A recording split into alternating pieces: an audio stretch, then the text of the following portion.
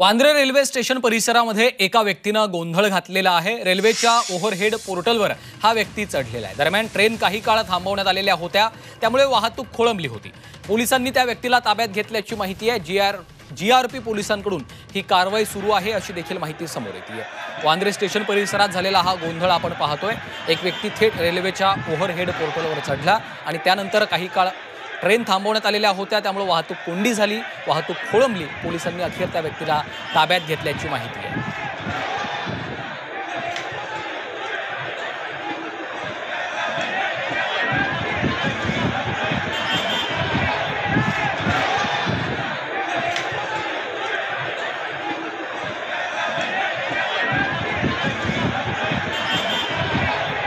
Vandre station परिसरामध्ये हा गोंधळ झालेला आहे। या घटनेमुळे वाहतूक खोळंबलेली होती।